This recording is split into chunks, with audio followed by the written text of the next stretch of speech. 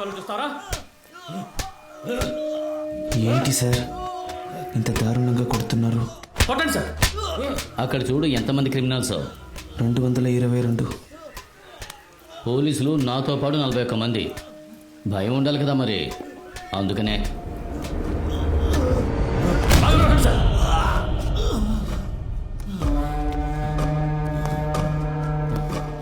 ఇలాగే ఈడ్చుకెళ్ళి సెల్లో వేయండి. అప్పుడే కొడుకులకి భయం ఉంటుంది. తప్పించుకుంటారంట.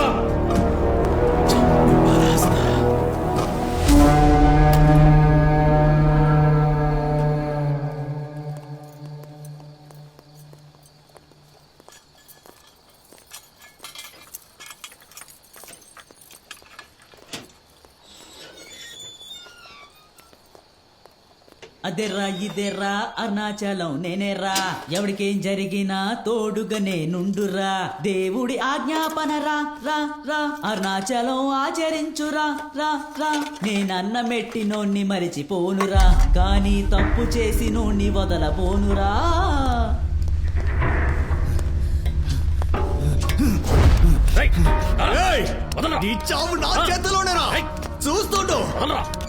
నువ్వు ఎలా బయటికి వెళ్తావో నేను చూస్తాను. నిన్ను చెప్పకుండా వదిలిపెట్టాను. నా ముందు బెదిరిస్తావుంటా? ఈడ్చుకెళ్ళను నా కొడుకుని.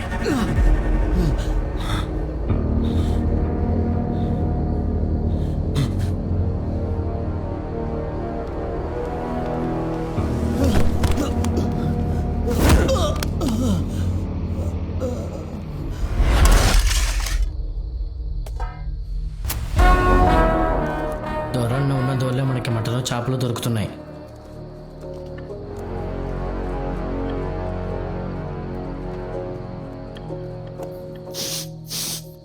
బాగుంది, తిను. తినలేకపోతే నాకు ఇవ్వు.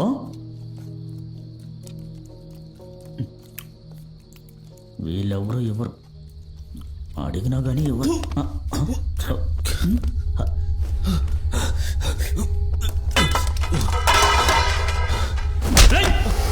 అదేంటి నీ బాబు వచ్చి కడుగుతాడా? నీ బాబు వచ్చి కడుగుతాడు.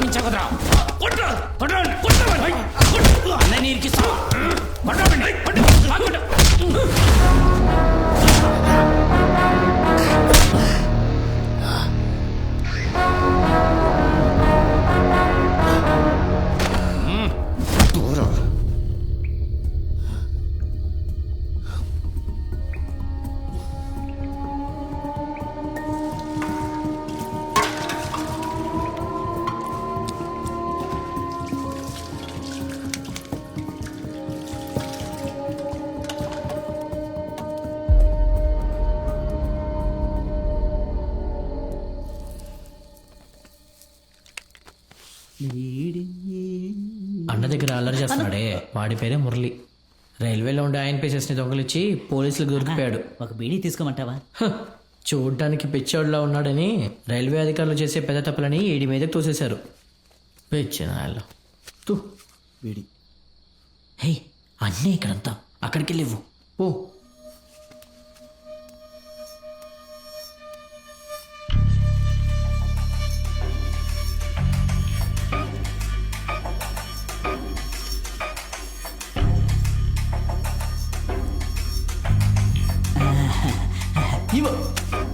అన్నా, నాకు వీడి బీడి అంతే వద్దన్నా. తీసుకొని పోరా. అన్న ఇవ్వు. కట్ట దొరికింది. వదిలే వదిలే, వాళ్ళంతే. అమ్మ, బీడీ తాగితేనే ఫ్రీగా పోతుంది, పొద్దునైనా సాయంత్రం అయినా. అన్న కాకినాడలో కింగ్. నీకు రైతు బజార్ మార్కెట్ తెలుసా? అక్కడ అన్ననే అన్ని ఒక గొడవలో 4 కుర్రలు వేసేసి లోపలికి వచ్చాడు.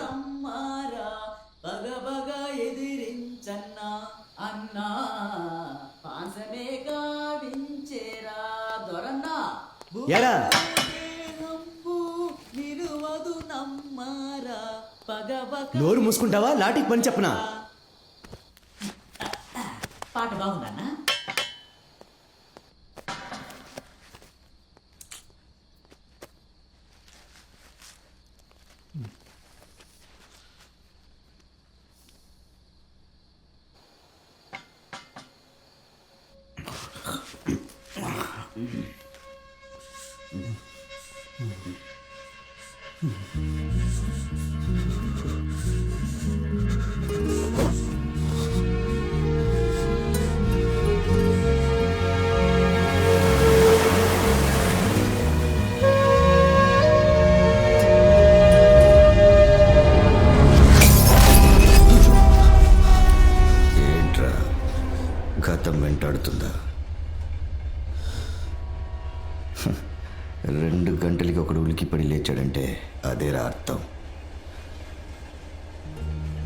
మీకెలా తెలుసు టైం 2 అయిందని?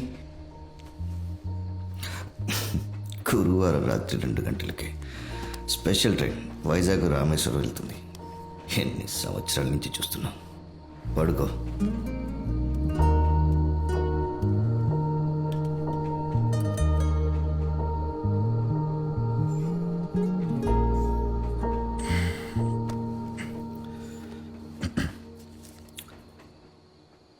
నీ వయసు ఎంత? 24. ఈ వయసులోనే దొంగతనాలు, హత్యలు. అది సరిపోదని తిమింగలంతోనే ఆడుకుని వచ్చావు. నేనేం కావాలని చేయలేదు, అనుకోకుండా జరిగింది. కాకినాడలో పెద్ద ఫైనాన్స్ కంపెనీ ఉండేది పెద్దిరెడ్డికి. మా నాన్న ఆయన దగ్గర 20 సంవత్సరాలుగా పని చేస్తుండేవారు. నాన్నగారు చనిపోయిన తర్వాత నేను బీకాం చదివినందువల్ల అన్ని బాధ్యతలు పెద్దిరెడ్డి నాకు అప్పగించారు. నేను పెద్దిరెడ్డితో ఉండేటప్పుడు నాకు జరిగిన ఒకే ఒక మంచి విషయం, నేను తన్ని చూడటమే. నా కోసమే తను అక్కడికి వచ్చినట్టు అనిపించింది. నాకంటూ ఏది లేని సమయంలో అన్ని దొరికినట్టు అనిపించింది. పెద్దిరెడ్డి గారు, మేమిన్నాళ్ళు ఉన్న చోటు అనాథ పిల్లల కోసం దానంగా ఇచ్చింది. మేమే దాతలిచ్చిన విరాళాల మీద ఆధారపడి బతుకుతున్నాం. హఠాత్గా ఖాళీ చేయమంటే ఎలా పెద్దిరెడ్డి గారు? తను కూడా నాలాగే, తనకి ఎవ్వరు లేరు. తనకన్నీ నేనే అవ్వాలనిపించింది. కుర్రాళ్ళతో కొన్నాళ్ళు ఏ గొడవ చేయొద్దని అలాగే అయ్యగారు. చాలా థ్యాంక్స్ రెడ్డి గారు. తర్వాత అప్పుడప్పుడు నేను తన్ని చూశాను. తన పేరు కూడా నాకు తెలియదు.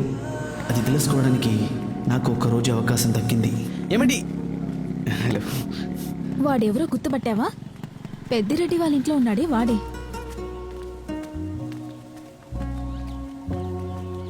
హై, నేను గుర్తున్నానండి. ఆ రోజు పెద్దిరెడ్డి ఇంట్లో ఉన్నాను కదా. ఏంటండి, పెద్దిరెడ్డితో ఉన్నందువల్ల నన్ను కూడా ఆయనలాగే అనుకున్నారా? మీ పేరు?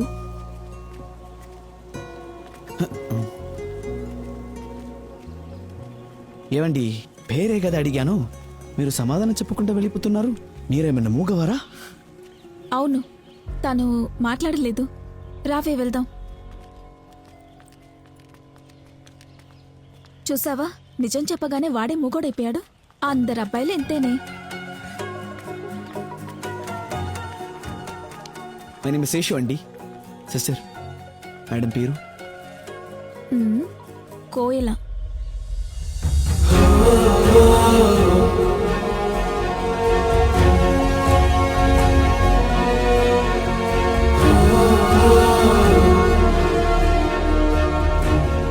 తను ఏమీ మాట్లాడలేదు, కానీ నాకు అంతా అర్థమైంది.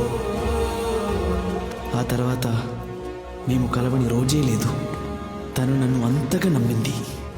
తను నా సర్వస్వం అయిపోయింది. అమ్మా నాన్న చనిపోయిన తర్వాత నాకు దొరికిన ఒకే ఒక్క బంధం తనే.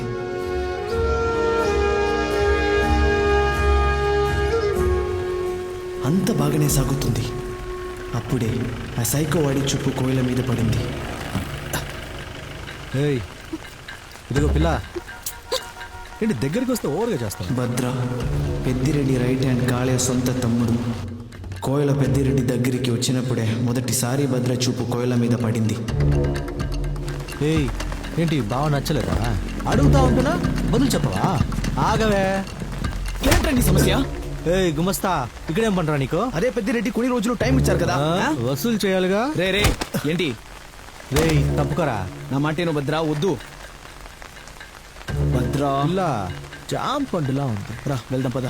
రా రా రా. ఆ తర్వాత భద్ర కోయల్ని ఎన్నోసార్లు ఇబ్బంది పెడుతుంది.